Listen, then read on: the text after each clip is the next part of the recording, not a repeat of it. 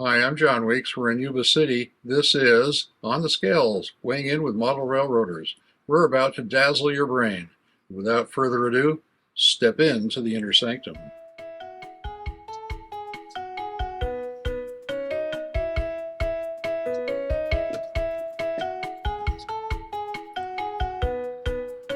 Is this awesome or what?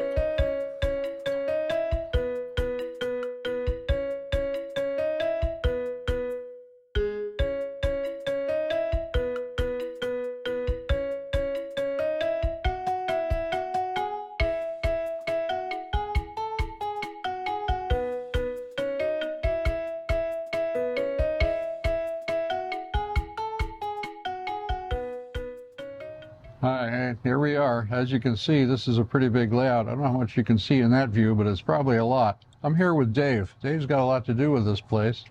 And of course, you know me, I'm John. Dave, how you doing? Good. Good to meet you, John. Yeah, pleased to meet anybody. So, what is your involvement with this layout? My involvement with this layout goes back almost 25 years. Originally, Doc contracted me and we built 24 feet, which is just original modules right down here. And it was Yuba City and basically a few of the buildings that we started building right down in here. From that point, it was set up at some shows, and then eventually Doc wanted to build this building. And that happened about 10 years ago. And when he started that, he got a hold of Danny and Armando, and they helped construct the basic bench work and started working on the scenery. And I continued building buildings for Doc at that time. I probably have built about 70% of the buildings on this layout, other than a lot of the Dunsmuir and the Marysville Depot up here. Other than that, a good portion of the, models I built, designed on a computer and cut them on a laser, and then constructed them.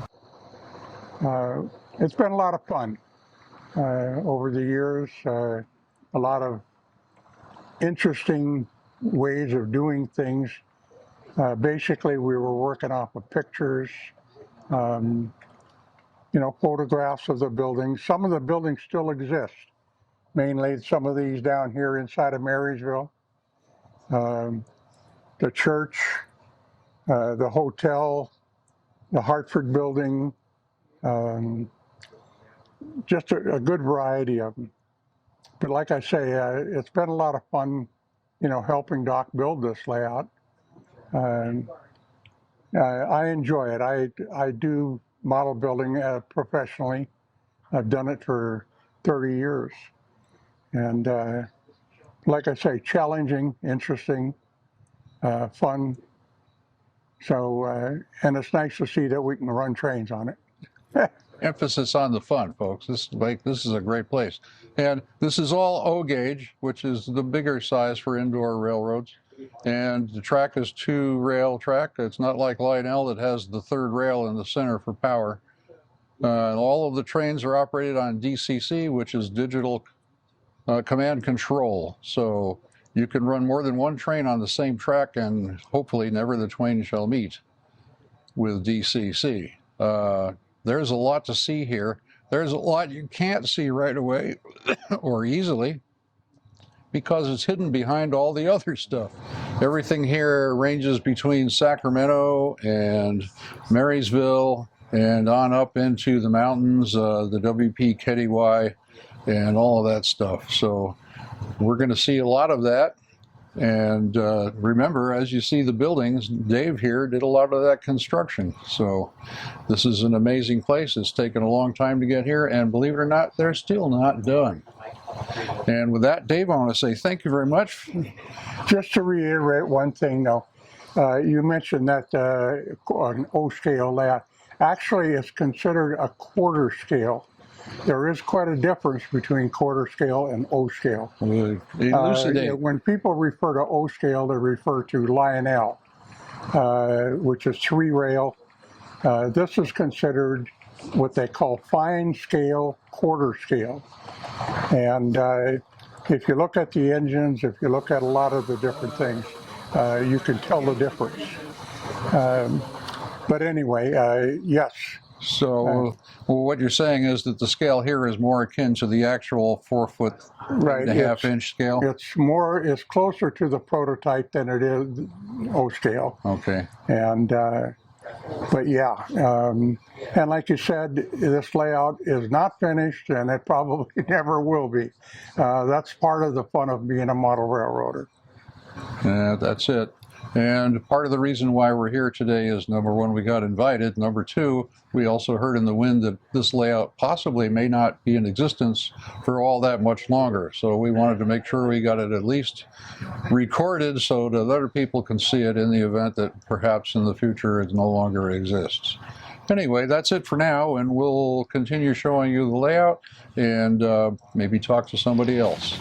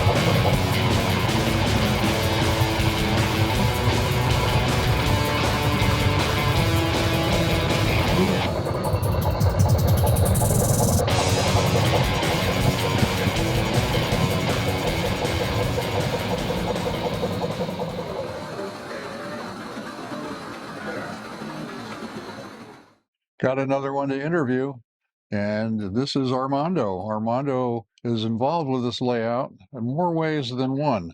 Armando, let us know, what is it that you're involved with here? Well, first of all, it's a pleasure to meet you, John. I really think it's a very important thing to capture the images of history in the making. This layout you're seeing is history in the making. The doctor took a lot of years to do the research. He grew up in the area, so he has his original schoolhouse where he got married. My brother and I came in. He said, "Look, we want you to finish the dream, make it all look presentable where it looks realistic." So I was in here. So my brother and I own Images Railroad Company.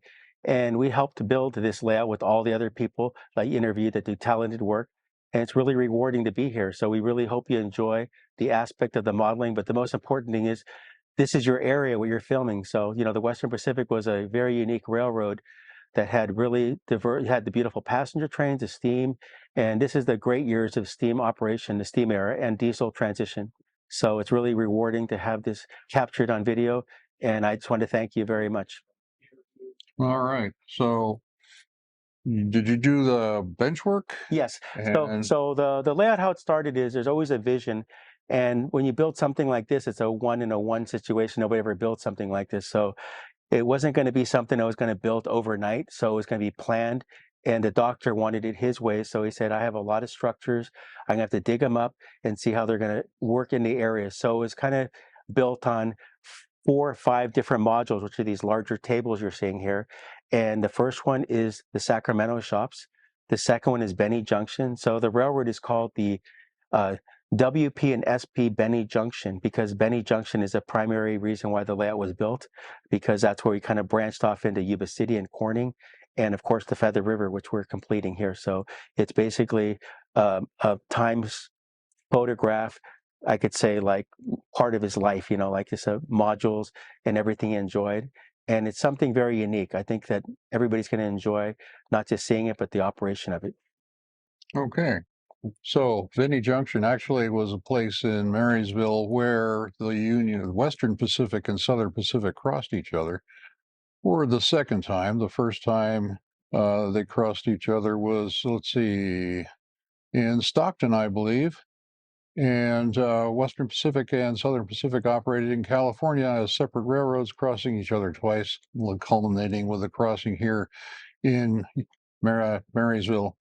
And Western Pacific went up into the Feather River Canyon and over the mountains as an alternate route to the route Southern Pacific took going to Reno. And in Marysville, Southern Pacific continued its run north to Klamath Falls and on up to Spokane, and not Spokane, but Portland and Seattle, Washington. So, but basically what we have here is the good doctor's life.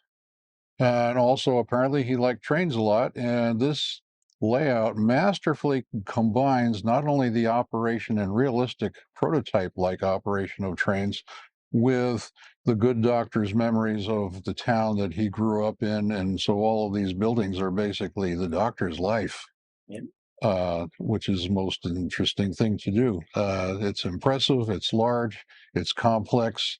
I'm sure we won't be able to get it all into this video, but we're going to do our best. Armando, thank you so very thank much. You. On another note, it's been a pleasure meeting you. The doctor had a great vision, and some people don't ever get a chance to see it done. But I could say this one is 98% done. So it takes years and years to build custom layouts. But I think that it's a really rewarding when people like yourself can come and video it and have it in memory and actually a library form, So I really appreciate you coming out. It's a pleasure meeting both of you, and thank you for coming. And hopefully you could do more on the progress of the layout too. Well, we feel privileged of getting the chance to be here and to film it and to keep it recorded for posterity. So that's about all the interviews we're going to do. Hopefully the rest of the video is going to be trains operating and viewing all of the different portions of the layout, the structures, and how the railroad and the structures blend together. And hopefully we'll all enjoy. Yep. So if you really enjoy history, my brother and I's business is Images of the Past, but we're historical. So if you look at Images RR, we have a lot of historic landmark layouts that people would really enjoy on our website. So it's a pleasure that you guys come, and I'm happy that time and it's going to be a really incredible show here. So I'm really looking forward to seeing it. So, and we're grateful for the doctor allowing us to come here and view all of this wonderful product of his life.